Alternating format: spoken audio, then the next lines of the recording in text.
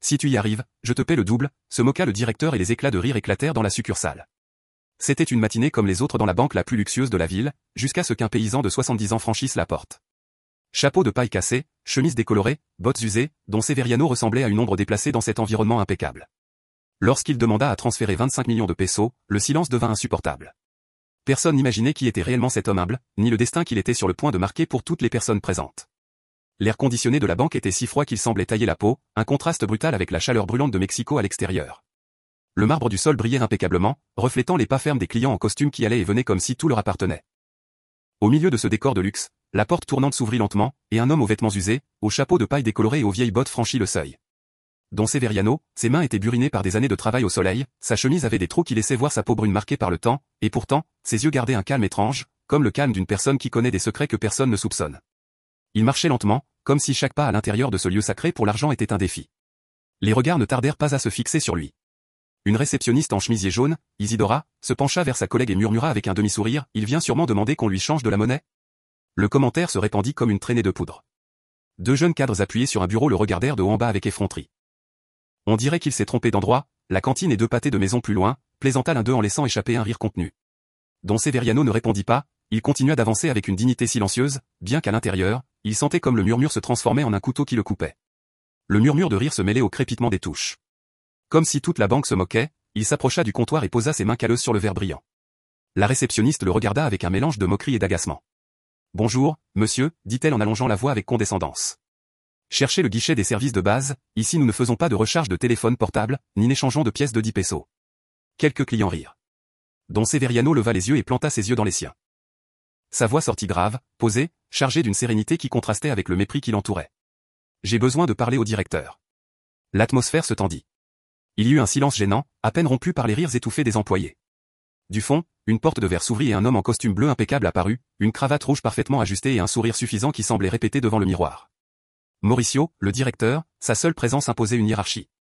Il marcha d'un pas théâtral, savourant l'attention qu'il générait. Ses subordonnés redressèrent le dos comme si la scène était un spectacle qu'ils ne voulaient pas manquer. « Voyons voir ce que nous avons ici », demanda-t-il d'une voix forte, croisant les bras et regardant Don Severiano de haut en bas, comme s'il était un intrus en territoire interdit. Le vieil homme leva la tête calmement, bien qu'un léger tremblement dans ses mains trahissait l'effort qu'il faisait pour rester ferme. « Je veux transférer 25 millions de pesos. » Le temps s'arrêta. Pas une seule touche ne sonna. Les employés échangèrent des regards incrédules, certains clients ouvrirent la bouche d'étonnement et aussitôt le silence se brisa avec des éclats de rire. Mauricio haussa un sourcil en se penchant vers lui avec un sourire cruel. « 25 millions, répéta-t-il en traînant les mots. « Regarde si tu y arrives. Je te paie le double. » La banque entière éclata de rire. Une vague de moquerie collective enveloppa Don Severiano comme un fouet invisible.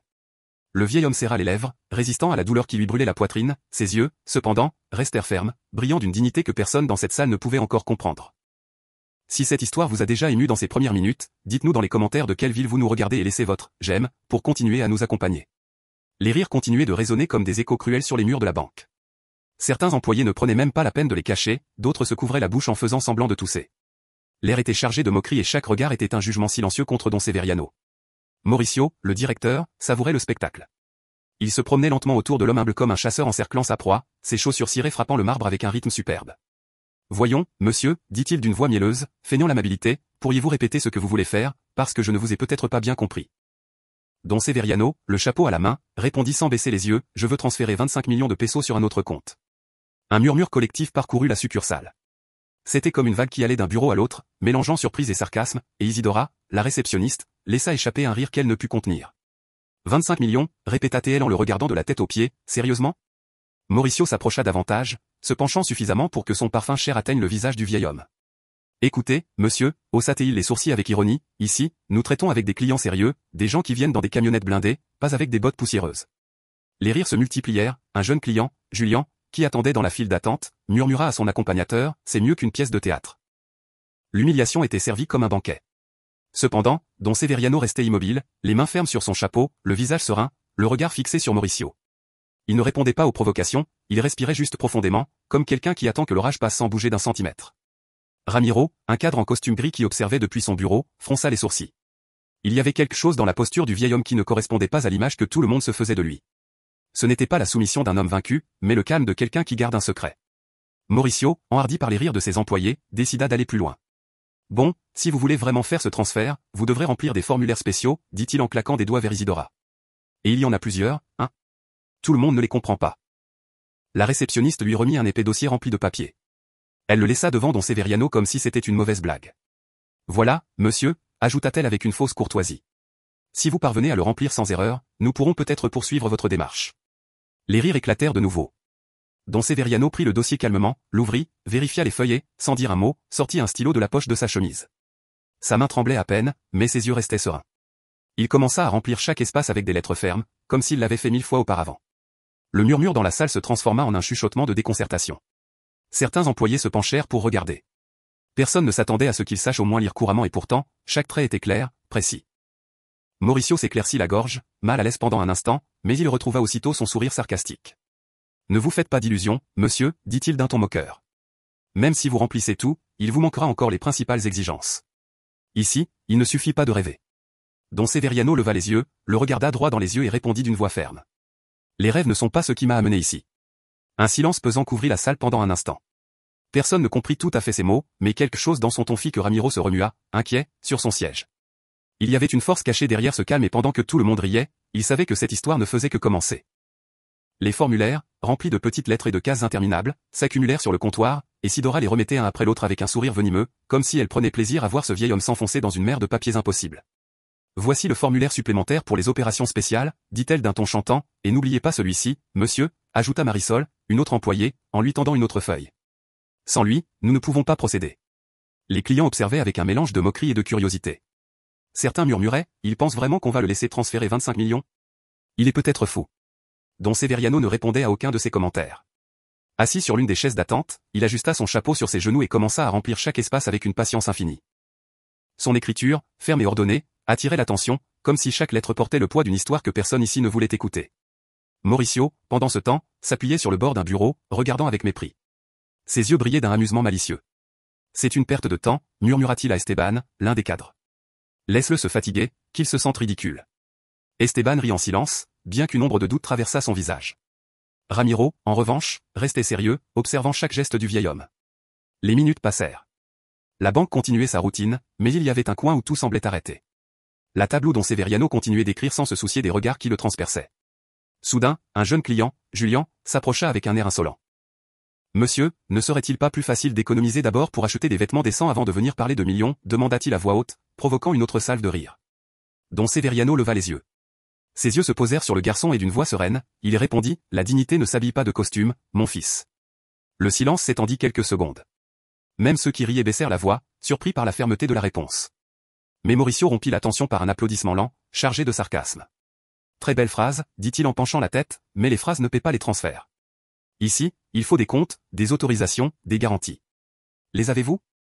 Don Severiano garda le silence, ferma le dossier de papier terminé et le plaça devant Isidora. Elle le parcourut du regard avec incrédulité. Toutes les cases étaient remplies, sans une seule erreur. Impossible, murmura-t-elle en serrant les lèvres. Mauricio prit les documents, les vérifia rapidement et laissa échapper un rire incrédule. Très bien, monsieur, il semble que vous sachiez écrire, mais cela ne veut rien dire, il vous manque des copies certifiées, des justificatifs et, bien sûr, mon approbation, et je n'approuve pas les fantasmes. Le coup fut dur, mais don Severiano ne réagit pas. Il se contenta de regarder le directeur avec calme. Dans ses yeux, il n'y avait pas de rancune, mais une patience qui mettait mal à l'aise plus que n'importe quel cri. Ramiro, inquiet, murmura entre ses dents, quelque chose ne colle pas, personne ne l'écouta. L'atmosphère restait chargée de rire et de moqueries collectives. Mauricio, savourant son rôle de bourreau, se pencha une fois de plus vers le vieil homme. Vous savez ce que je pense, monsieur? Sa voix devint presque un chuchotement venimeux. Que vous êtes venu ici pour nous divertir et que vous y parvenez, en vérité? Le vieil homme prit une profonde inspiration. Ses mains tremblèrent à peine, mais ses yeux restaient fixes, inébranlables. Il savait que l'humiliation n'avait pas encore atteint son apogée, mais il savait aussi que le destin avait réservé quelque chose de bien plus grand à tous ceux qui riaient. La tension dans la succursale avait atteint un point étrange. Entre rire et murmures, tout le monde attendait de voir jusqu'où irait ce jeu. Mauricio, savourant son rôle de bourreau, se promenait devant don Severiano comme s'il était l'hôte d'un spectacle privé. 25 millions, répéta-t-il à voix haute, presque en chantant pour que tout le monde entende, 25 millions. Quelqu'un ici croit-il que ce monsieur les a? Les rires se multiplièrent, certains clients sortirent même leur téléphone comme s'ils voulaient enregistrer le moment, et Sidora, d'un ton moqueur, ajouta, avec cette chemise déchirée, même pas pour un dépôt de 500.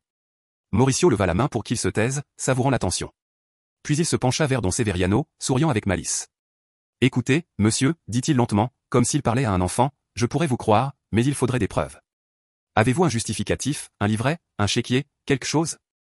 Le vieil homme le regarda fixement. Ses mains reposaient sur son chapeau, immobile, bien qu'un léger tremblement parcourait ses doigts. Tout le nécessaire est en ordre, répondit-il sans hésiter. Le directeur éclata de rire, se tourna vers les employés, élevant la voix, lâcha de nouveau la phrase qui enflamma la salle comme de l'essence sur le feu, s'il y arrive, je lui paie moi-même le double. L'écho de la moquerie parcourut chaque recoin, Marisol se plia de rire. Esteban dissimula, mais il ne put contenir un sourire, et même certains clients frappaient sur le comptoir comme s'ils applaudissaient la blague. Ramiro, cependant, restait sérieux. Il y avait quelque chose dans la voix du vieil homme qui ne correspondait pas à la caricature que tout le monde était en train de dépeindre. Mauricio, décidé à prolonger l'humiliation, ordonna à Isidora, préparez-lui un formulaire de demande de client VIP. Je veux voir jusqu'où va la blague. Isidora obéit en remettant un autre paquet de papier. Cette fois, le ton de sa voix portait du venin. Voilà, monsieur, bien que je ne sais pas si vous comprendrez tout ce que vous devez remplir. Les rires éclatèrent de nouveau.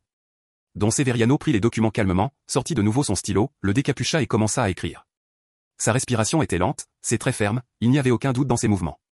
Un par un, les employés commencèrent à s'approcher comme attirés par un aimant étrange. Au début, ils cherchaient de nouveaux motifs de moquerie, mais ils furent vite piégés en regardant ce vieil homme remplir chaque formulaire avec exactitude et une écriture impeccable. Mauricio se pencha pour mieux observer. Quelque chose dans son sourire se brisa pendant un instant. Et où comptez-vous déposer ces 25 millions, monsieur, demanda-t-il d'un ton défiant. Dans cette même banque, répondit Severiano sans élever la voix. Le silence se fit plus dense. Pendant quelques secondes, personne n'osa rire. Ramiro serra les lèvres, sentant que la situation prenait une tournure qu'aucun des autres ne comprenait. Mauricio, agacé par la pause gênante, sourit de nouveau avec exagération. Eh bien, nous verrons alors si vous parvenez à montrer ce que vous dites avoir, mais n'espérez pas que je croie un seul mot. Don Severiano rangea les papiers terminés, les ajusta avec soin et les remit à Isidora. La jeune femme les prit avec des mains tremblantes, sans comprendre pourquoi elle ne se sentait plus aussi sûre de sa moquerie. Le calme du vieil homme était devenu inquiétant, comme le silence qui précède une tempête. L'horloge murale indiquait 11h30. Dehors, le soleil frappait de plein fouet la ville. À l'intérieur, l'air conditionné soufflait froid, mais l'atmosphère était de plus en plus tendue. La banque entière semblait s'être arrêtée autour d'un seul homme. Don Severiano avait déjà remis tous les formulaires. Les employés, habitués à voir des paysans et des ouvriers confus face à des démarches minimes, ne parvenaient pas à expliquer comment ce vieil homme les remplissait avec une telle assurance. Mauricio, mal à l'aise, décida de redoubler la moquerie. Très bien, monsieur, dit-il avec un sourire qui cachait son agacement croissant. Mais ce n'est pas suffisant. Pour une opération de 25 millions, il nous faut plus, beaucoup plus. Il claqua des doigts, et Marisol apparut avec un classeur lourd. Elle le laissa tomber sur le comptoir avec un coup sec qui résonna comme un coup de marteau. Voici les demandes d'antécédents financiers, les rapports fiscaux, les attestations de patrimoine, énuméra Mauricio en ouvrant les dossiers d'un geste théâtral. Je doute fort que vous puissiez faire tout ça.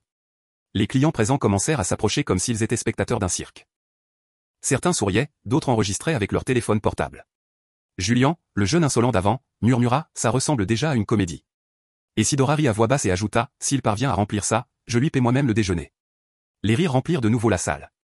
Don Severiano ne bougea pas. Il prit le classeur, le posa sur la table calmement et commença à parcourir les documents. Ses mains calleuses semblaient connaître chaque formulaire. Il marquait les espaces avec le doigt, hochait la tête en silence et continuait d'écrire. Ramiro observait depuis son siège, inquiet.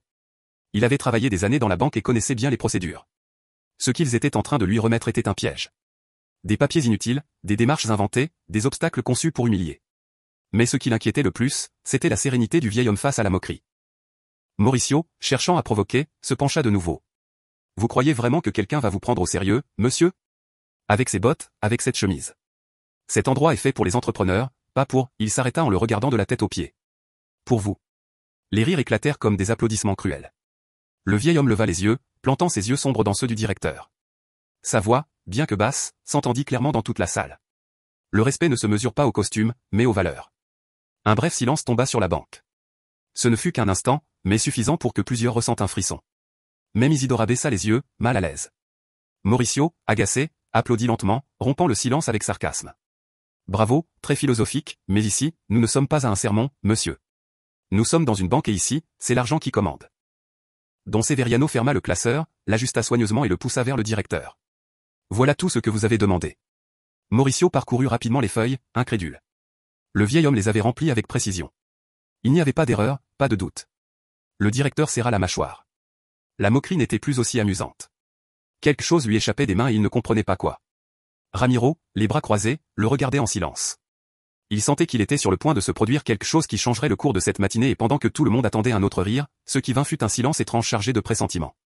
L'horloge avançait et la succursale entière était déjà plongée dans le même spectacle. Des clients qui étaient arrivés seulement pour faire des dépôts ou des consultations restaient collés à leurs chaises, fascinés par ce qui se passait. C'était comme si personne ne voulait manquer le dénouement de cette étrange comédie. Mauricio, cependant, ne souriait plus avec autant d'assurance. Chaque formulaire inventé qu'il remettait finissait de manière impeccable entre les mains de Don Severiano et ce qui avait commencé comme une moquerie légère lui brûlait maintenant comme un défi personnel. Très bien, dit le directeur en fermant les dossiers avec un coup fort. Disons que tout ça est en ordre, mais il manque le plus important, la preuve des fonds. La salle se remplit de murmures. Certains clients rirent avec soulagement, convaincus que le vieil homme allait enfin être démasqué. Exact, ajouta Isidora, reprenant confiance en son ton. Voyons comment il prouve qu'il a 25 millions en poche. Don Severiano prit une profonde inspiration, ne répondit pas immédiatement. Il garda le silence pendant quelques secondes qui parurent éternelles tandis que ses yeux parcouraient lentement la salle remplie de regards hostiles. Puis, d'une voix posée, il dit « Tout arrivera en son temps ». Le commentaire déconcerta plusieurs personnes. Julian, le jeune insolent, laissa échapper un rire nerveux. Bien sûr, il attend sûrement qu'il tombe du ciel. Mais Ramiro fronça les sourcils. Il y avait quelque chose dans cette réponse qui ne sonnait pas comme de l'évasion, mais comme une certitude. Mauricio ne supportait plus le calme du vieil homme. Il se pencha sur le comptoir, rapprochant son visage de celui de Don Severiano, dit d'une voix basse, mais de manière envenimée, « Écoutez, monsieur, je ne sais pas ce que vous prétendez avec ce cirque, mais ici, vous ne trompez personne. Si vous ne montrez pas de preuves, vous quittez cette banque maintenant même. » Le vieil homme le regarda fixement.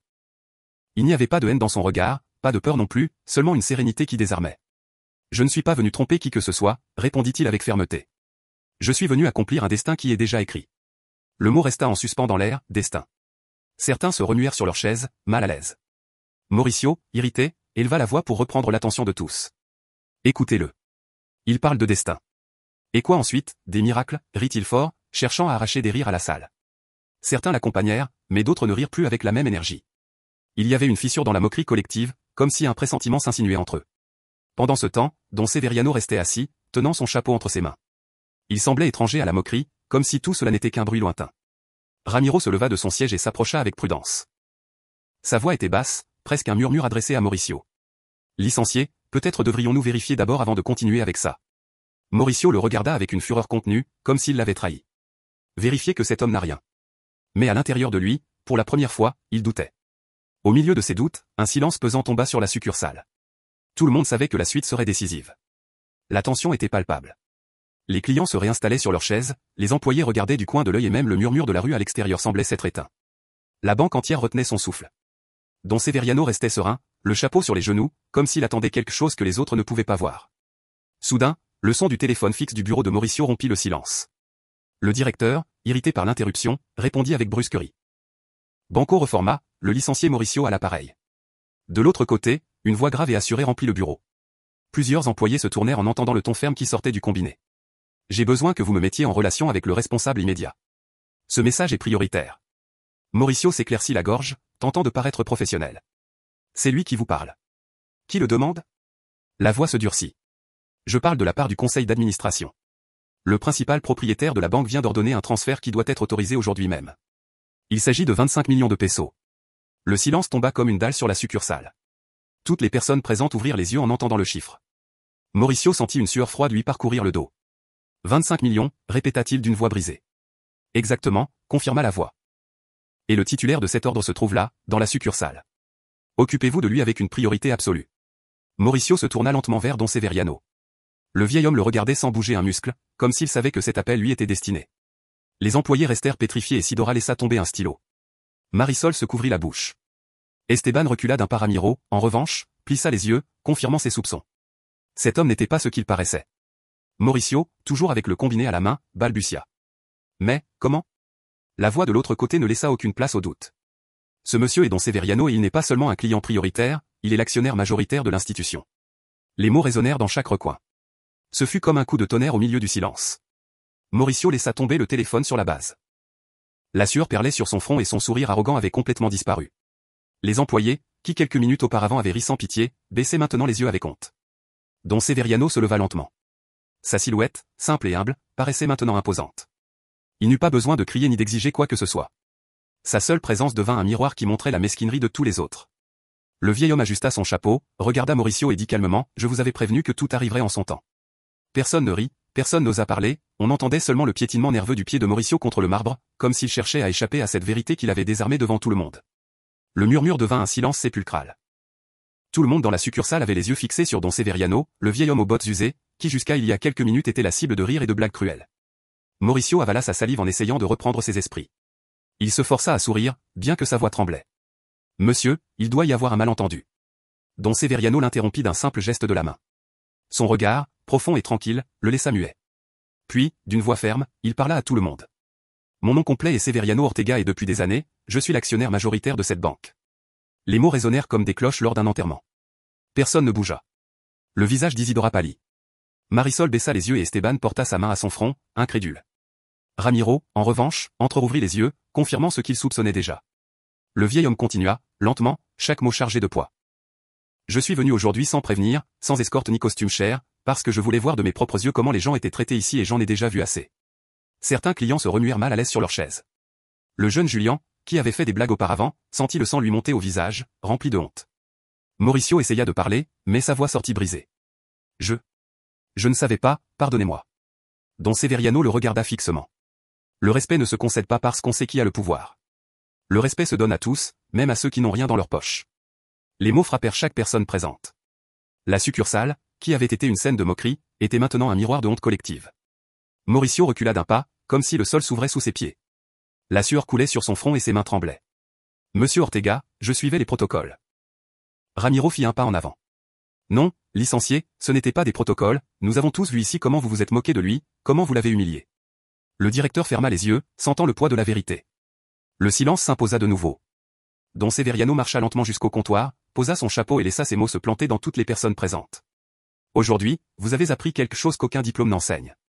L'argent peut acheter le silence, mais pas la dignité. Et la dignité, lorsqu'elle se révèle, met à nu les cœurs. » Un murmure différent commença à parcourir la salle. Ce n'était plus des rires, mais des soupirs. Des respirations contenues, même quelques sanglots. Mauricio baissa la tête. L'orgueil avec lequel il était entré en scène s'était transformé en peur et ce vieil homme, avec le calme de toujours, venait de montrer qui avait le véritable pouvoir. Mauricio ne pouvait pas lever les yeux. L'écho des mots de Don Severiano le maintenait cloué au sol comme s'il portait des chaînes. Le même homme qu'il avait traité comme un bouffon se révélait être la figure la plus puissante de toute la banque. Les employés se regardaient entre eux, pâles, et Sidora serrait un stylo avec une telle force que ses jointures étaient devenues blanches. Marisol tremblait, incapable d'articuler un mot. Esteban, le visage rouge, ne parvenait qu'à murmurer « Comment avons-nous pu être aussi aveugles ?» Ramiro, qui avait tout observé avec prudence, fit un pas en avant. Sa voix fut ferme, comme un marteau qui scellait l'évidence. « Don Severiano, je serai témoin de ce qui s'est passé.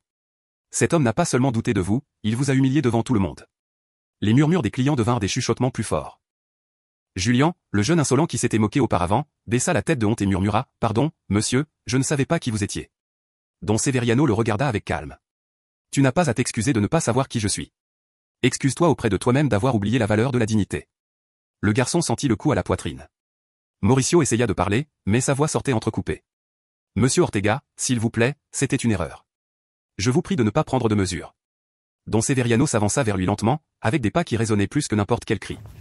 Il le regarda droit dans les yeux et dit d'une voix basse, mais si claire que tout le monde l'entendit. « La véritable erreur n'a pas été de douter de mon argent, elle a été de douter de ma valeur en tant qu'être humain. » Un silence pesant s'étendit. À cet instant, un agent de sécurité s'approcha avec prudence, ne sachant pas s'il devait intervenir. Don Severiano leva la main pour l'arrêter et continua. « Aujourd'hui même, j'ordonnerai au conseil d'examiner le maintien de ce directeur. Un poste de leadership ne se soutient pas avec l'orgueil ni les humiliations, mais avec le respect. » Les mots furent une sentence. Mauricio sentit le sol disparaître sous ses pieds. Certains employés, incapables de soutenir son regard, commencèrent à murmurer des excuses, et Sidora, les larmes contenues, balle.